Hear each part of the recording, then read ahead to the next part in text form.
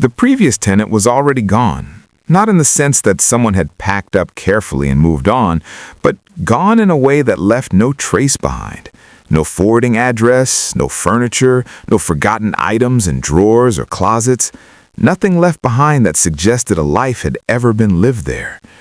The house felt paused, as if it had been waiting. The landlord told me the house had been empty for months. He said it casually, almost reassuringly, like it was a benefit I should appreciate.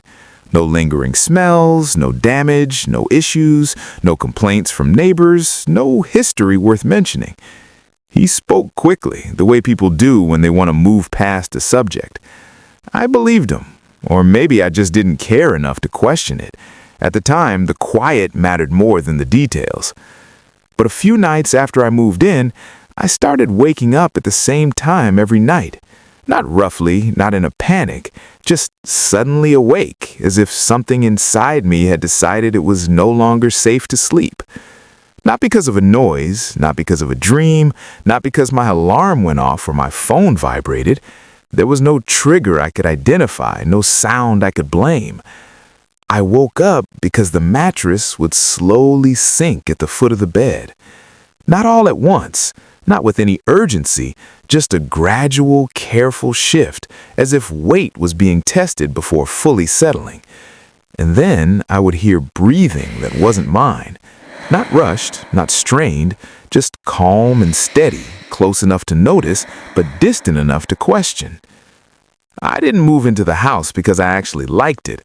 There was nothing about it that felt welcoming or warm, nothing that made me imagine a future there. I moved in because it was quiet, inexpensive enough to fit my budget, and close to my job. Those were the only things that mattered to me at the time. I was working overnight maintenance for a small office complex just outside of town. It wasn't a bad job, not really. Most nights were predictable, mostly empty hallways, motion-censored lights clicking on as I passed, then shutting off again behind me. The low, constant hum of air conditioning units echoing through the building. Long stretches where nothing happened at all, giving me too much time to think. But working nights does something to your sense of time. It rearranges it, resets it in a way your brain never fully adapts to. Days start to blur together and hours lose their meaning. Sleep stops being a routine and turns into something you have to chase, something that never quite comes when you want it to. I needed a place where I could sleep during the day without interruption. No roommates, no loud neighbors, no traffic noise creeping in through thin walls. Just quiet. The house was on a narrow residential street. It was an older house, but well kept, the kind that looked maintained more out of habit than care. It was painted a pale color that looked almost gray depending on how the light hit it, never quite committing to any shade. There were no houses directly beside it, just trees on one side, tall and close, and an empty lot on the other that looked like nothing had ever been built there at all. That alone should have made it feel isolated. It should have stood out. Instead, it felt neutral, like a place that didn't mind being noticed or ignored. When I first walked through the house, nothing stood out to me. No strange smells, no cold spots, no creaking floors or flickering lights to suggest neglect or age. Everything was still, clean, ordinary. The rooms were empty, but they didn't feel abandoned. They felt unused, as if they were waiting to be occupied again. The landlord didn't say much when we met. He mentioned almost in passing that the last tenant had moved suddenly. He said it the same way someone might mention a change in the weather, brief, unimportant. I didn't ask questions. At the time, I wasn't suspecting anything about the house, and I didn't want to complicate things. I signed the lease, I moved in with a mattress, a dresser, and a few boxes. Nothing else. The first few nights were normal, uneventful in a way that felt reassuring. I would get home just before sunrise, my body already heavy with exhaustion, take a quick shower, and fall asleep almost immediately. There was no tossing or turning, no time for thoughts to linger. The house stayed quiet during the day, completely quiet. No traffic sounds passing by the street, no voices drifting in from nearby houses. Just the occasional sound of wind moving through the trees outside my bedroom window, soft enough to fade into the background. The bedroom itself was plain. Nothing decorative, nothing personal. One window, one door. A closet along the far wall with empty shelves and a single rod. The kind of room that felt temporary, like it wasn't meant to hold on to anyone for very long. The bed was positioned with the headboard against the wall and the foot facing the door. It felt like the most practical arrangement at the time. I didn't think about it beyond that. Later, I would. The first time I woke up at 3:17 a.m., I assumed it was coincidence. My sleep schedule was already broken, and waking up at odd hours came with the job. I checked my phone. 3:17. No notifications, no missed calls, nothing to explain it. I rolled over, adjusted the pillow, and went back to sleep. The second time it happened, I noticed something else. The room felt occupied. Not in a dramatic or threatening way, not like something was watching me or waiting for me to react, just a subtle awareness, difficult to describe, but impossible to ignore. It was the same feeling you get when someone stands too close behind you in line, when you can sense their presence without needing to look. Your body recognizes it before your mind does. I told myself it was leftover fatigue. Working nights messes with your head, blurs your instincts, and makes ordinary sensations feel unfamiliar. That explanation was enough at the time. The third night, I woke up again at 3:17 a.m. This time, the bed shifted. It wasn't sudden. There was no jolt, no sharp movement that forced me awake. It wasn't violent either. Nothing slammed or pressed down with urgency. It felt careful, measured, as if whatever was causing it was aware of its own weight and was choosing how to apply it. The mattress dipped near my feet and stayed there, not enough to bounce me or shift my body out of place, not enough to wake me fully or trigger panic, just enough for my mind to register that something had changed. I didn't move. I didn't open my eyes. I kept my breathing slow and shallow, hoping my body wouldn't betray me. I waited for the sensation to go away on its own. I expected it to fade, the way pressure sometimes does when you're half asleep. It didn't. After a few seconds, I heard breathing. Not close to my ear, not loud or exaggerated, just steady, controlled, even. It was the kind of breathing you hear when someone is sitting still, relaxed, not exerting any effort at all, not sleeping, not strained, just present.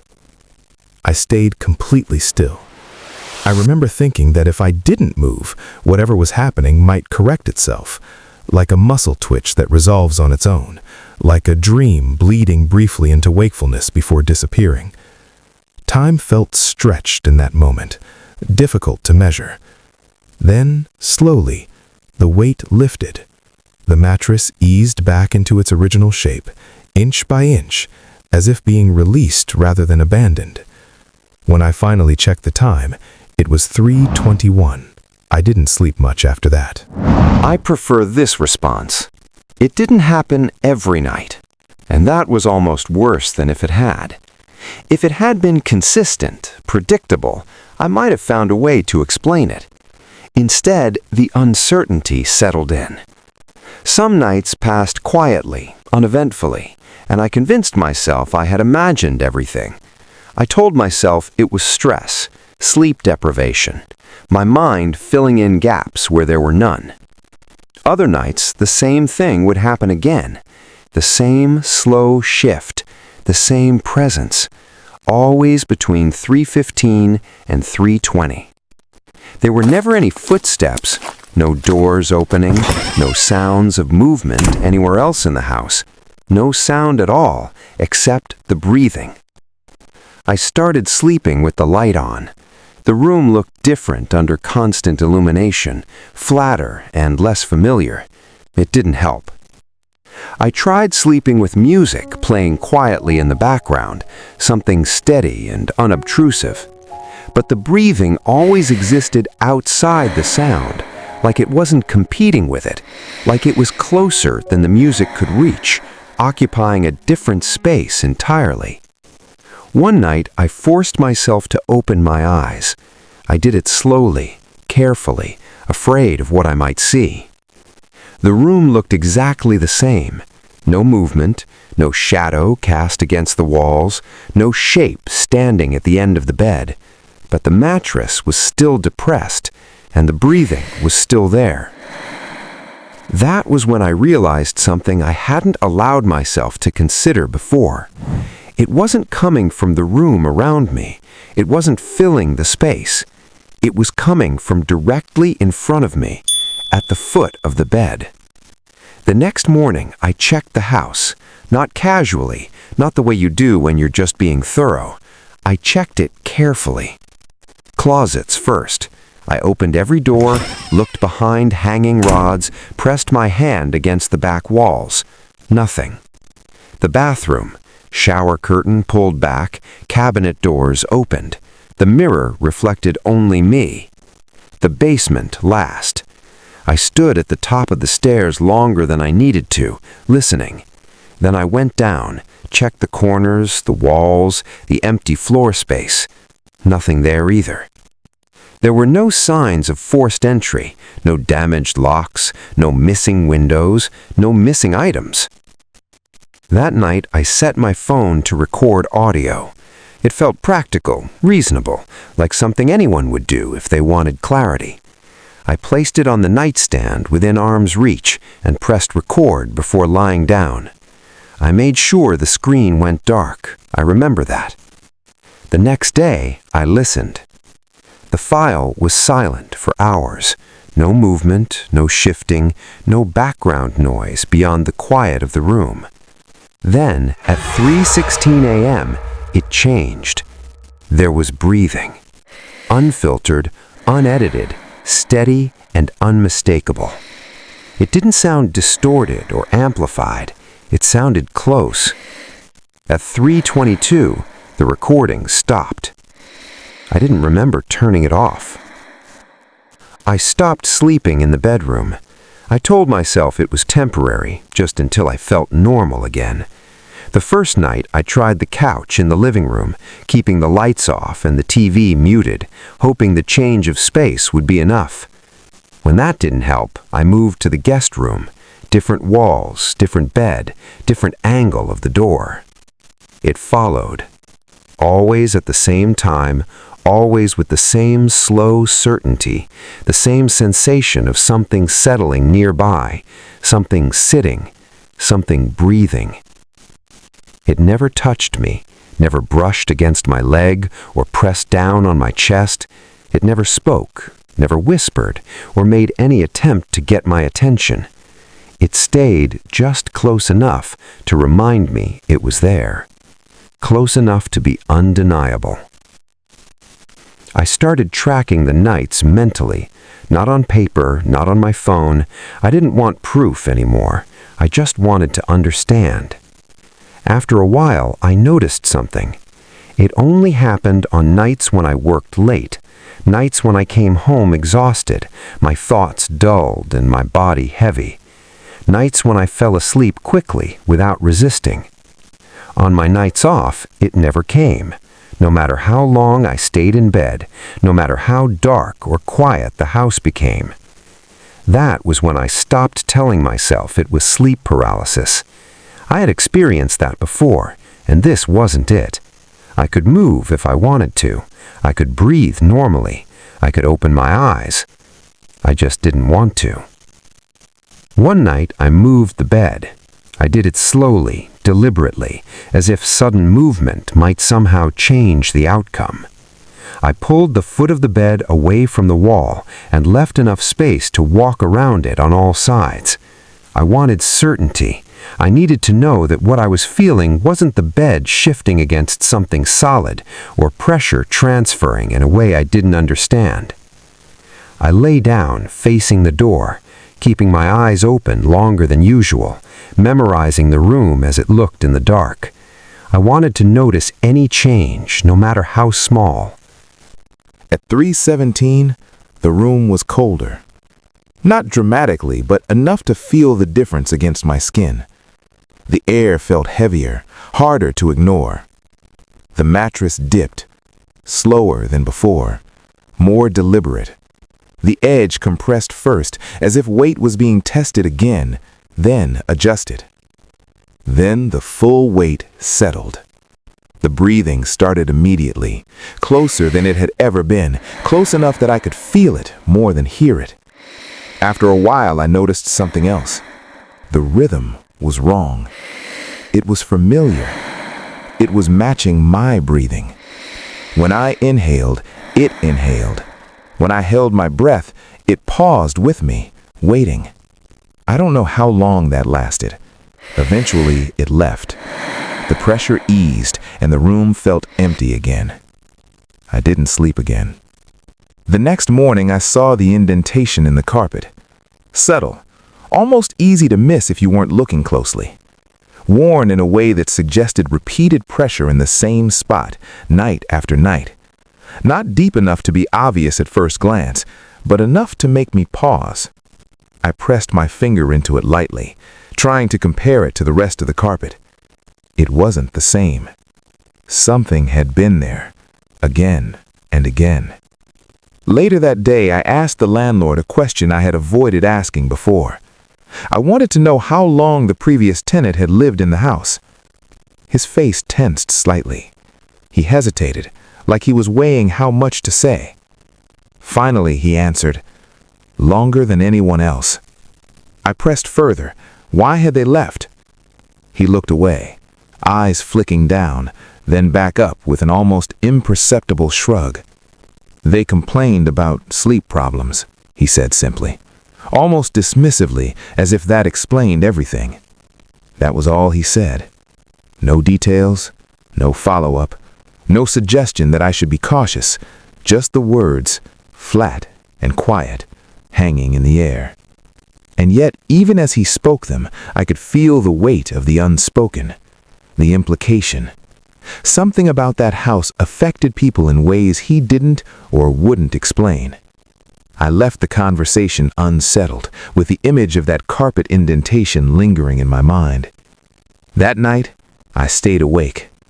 I didn't even try to pretend I would sleep. I kept the lights on, every one of them, filling the house with a dull, artificial brightness that made the rooms feel smaller. I sat in the living room, listening. The house felt ordinary again. Quiet. Empty. At 3:17, nothing happened. No shift in the air, no sound from above. For a moment, I thought I had finally broken whatever pattern I'd been trapped in. At 3:18, I started to relax, just slightly, enough to let my shoulders drop. At 3:19, I heard it. The bed frame upstairs creaked. Not sharply, not suddenly, slowly. The sound stretched out, deliberate, familiar. The same sound it made when someone sat down carefully, testing their weight before settling. I stayed where I was, staring at the ceiling. I didn't need to see it to know exactly where the sound was coming from. I moved out 2 days later. Not in a rush, not in anger. I didn't argue about the lease or fight over the deposit. I packed my things, locked the door behind me, and left. The carpet indentation was still there, pressed down, unchanged, waiting, as if it remembered every night, every moment I had spent in that room, as if it was waiting for someone else to occupy that same spot. I sleep better now, much better. In my new place, the bed feels normal, the rooms feel ordinary. But sometimes, in the dark, when everything is quiet and my mind drifts too close to memory, I feel the mattress shift slightly. Just enough to notice, just enough to remind me that I'm not entirely alone. And the breathing, quiet, controlled, deliberate, always sounds closer than it should. Never far enough to dismiss, never quiet enough to ignore.